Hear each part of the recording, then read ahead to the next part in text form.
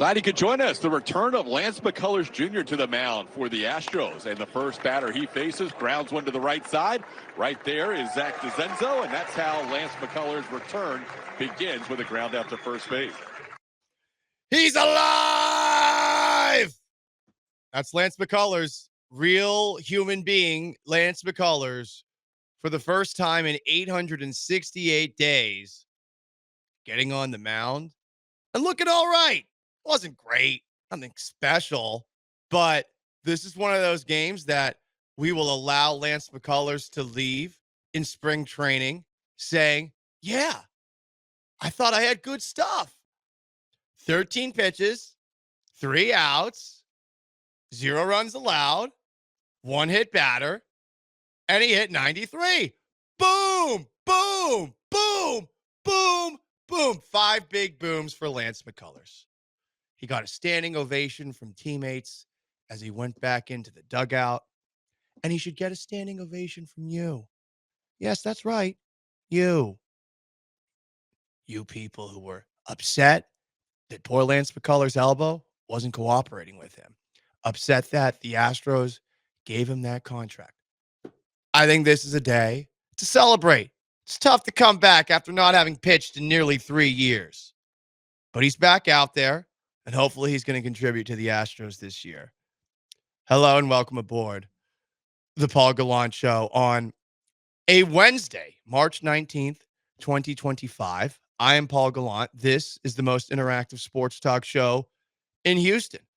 I'm not asking for apologies today for Lance McCullers. I am just asking for us all to collectively agree it was nice to see the guy back out there and that we are rooting for this guy to return to the guy he used to be. I've never understood why Lance McCullers gets as much crap as he does. Sure, maybe you thought that the speech, ring the effing bell, we're the world champs, was corny. Bury me in the age. I don't know. I like that. I like hearing that from my players. I like hearing that they're proud to be a part of this thing. And again, he tried to get his ass back out there as much as he could. And now he's finally back out there. I have very limited expectations for McCullers going forward. I do not know what he will contribute to the table this year. But I'm just happy to see the guy back out there because it's been a long, long road to recovery. And I think we should all agree on that, huh? Hugh Dab comments on the Twitch. The coffee guy can spin it. No, he's a pitcher. Let's call him by what he actually is. His preferred title is not coffee barista. It is pitcher.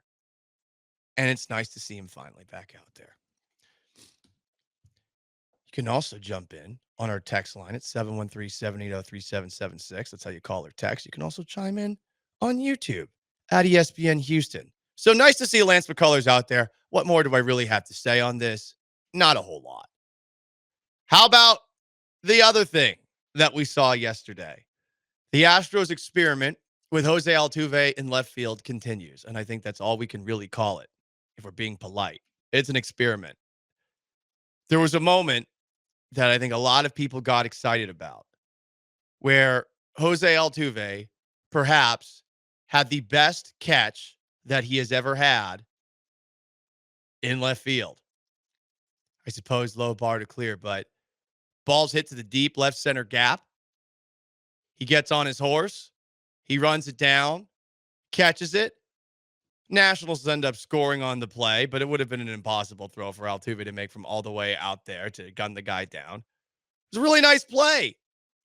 And you're wondering, okay, well, if we get more of those than that awful attempt at a catch at the wall that he had not too long ago, we're going to be feeling okay about Altuve in left field.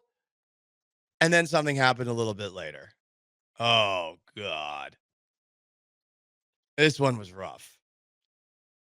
Ball's popped up to left field. Goes right to Altuve. I mean, right to him. It wasn't going to his left. It wasn't going to his right. Maybe the ball's moving a little bit. No. Sean, this ball is going straight towards Jose Altuve. And I do not know what the hell happened.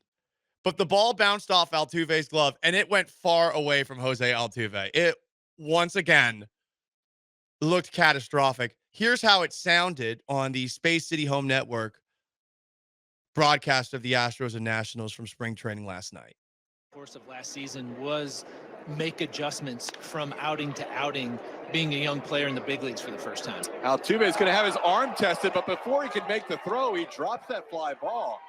So they were going to tag up on Altuve, and we were going to get a chance to see Altuve try to throw a runner out at home. Instead, he dropped the fly ball. Did he feel the pressure of trying to make a throw home from left field? Took his eye off the ball. Yeah. I don't know. This is the one where it's just like. The one at the wall where he clearly misjudged his spacing and he jumped up for it, but still missed it and it bounced off the wall. Semi-excusable. Yeah. This is, if you're playing high school baseball, I don't care what position you primarily play, you have to catch that. And I know that there is a big change Altuve's making. He's probably getting used to bigger gloves. He's a small guy. There's a lot of factors here. But once again, we have seen a catastrophic mistake out of Jose Altuve in the outfield. So do we really think this is going to work? Because Joe Espada has said that the plan is for Altuve to play primarily in left field. Is that going to change now? Is that going to change? Are they willing to adapt their plan that really does feel like some combination of desperation and throwing crap at the wall, seeing what sticks? The ball's clearly not sticking in Altuve's glove, and that's a little bit concerning. Yordan Alvarez, he didn't do that when he was in left field. Maybe there's always a risk of injury when Alvarez is out there, but that was a bad error, and it completely washes away the great catch that he had in the gap. So as we focus on a bunch of different things in spring training, what Cam Smith's doing and Jose Altuve, how he looks in left field, the left field experiment for Jose Altuve to this point has me a bit concerned. I'm curious as to how you guys feel about it. 713-780-3776 to call, to text. You can join on YouTube at ESPN Houston. You can join on Twitch at ESPN 975. Joe Espada was asked about his day in left field. Here's what he had to say. Quote, he's displaying his speed. He came in and did everything he needed to and got behind the ball. Well, he didn't do everything he needed to, Joe. He definitely did not do everything he needed to. But when you go from the infield to the outfield, the catch and transfer doesn't happen as fast as the infield. You've got a bigger glove. You got to secure the ball. It's slicing away from you. So there's some stuff that goes into it. He tried to catch it and get rid of it. It was going to be his first chance of really getting behind the ball and throwing to somebody at the plate. So the process of catching and transfer, he rushed it. Well, is he going to rush it again the next time he has an opportunity like this? And by the way, he hasn't had an opportunity like this. Isn't that a little bit concerning considering we've had all this time in spring training and he's been playing mostly in left field? Yes, it is. Question answered. Or is it not concerning because it obviously doesn't happen that often? I mean, that's a spin zone and a half, Sean. I mean, this has never happened before. It hasn't happened before in spring. He's played what, like 30 innings? He's been out there and left a lot. Yeah, I would say probably 3-4 games or so. Yeah. Well, just relax. Come on. So what? He made a play that, like, I don't know, JV high school players should make. So what? Sean, you're right though. Like, it's JV high school players. I was thinking about that. I was like, when I played baseball, I could have made that play. Like, that was not a hard, like, just a catch. Yeah, I could have gone farther. I would not have thrown the guy out. I'm willing to say that right now. That 14-year-old Sean Mays would not have thrown out a major league runner tagging up from third. I don't think I would have either. I would have thrown it over the back. Or four-hopped it to the catcher. I do think I would have caught it. I think I would have caught it. I'm mostly sure I would have caught it. Watch it for yourself. Would you have caught that ball hit to Jose Altuve? 713-780. That's the question of the day. 3776. Not the first one. Yes, the first one. Very few of us would have caught that. It was a great play. He could have just gotten pulled. I know. Don't you wish you got pulled down that inning? And it would have been the Jose Altuve can definitely play left field show. This probably made him a little bit better because you learn from your mistakes. Yeah. But that was quite the mistake. At the very least, Jose, stop doing it on the Space City Home Network Yeah, games. waiting for the ones that Brian McTaggart has to relay home via X. Yeah, or Pony Express. Pony Express. The bad part is that, we have about a week left of spring training, and then every game is going to be televised. God. So he doesn't have any safety net of. No, he doesn't. Brian McTaggart just has to describe what happened at this play.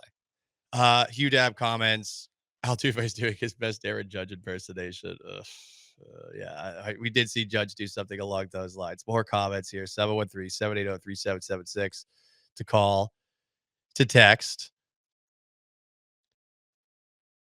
Are we going to overanalyze every time Altuve has a mistake in a new position? I'm sure if it doesn't work, changes will be made. Relax, move on. Sir, you need to not relax. Yeah. You need to freak out. This is not a good plan. It's not. It's fun. It's not a good plan. It's not. I'm not going to relax about this. That was a routine play. And he hasn't been out there that long, and we've seen multiple plays like this, okay? So he's made some good plays, but he's made some really bad plays.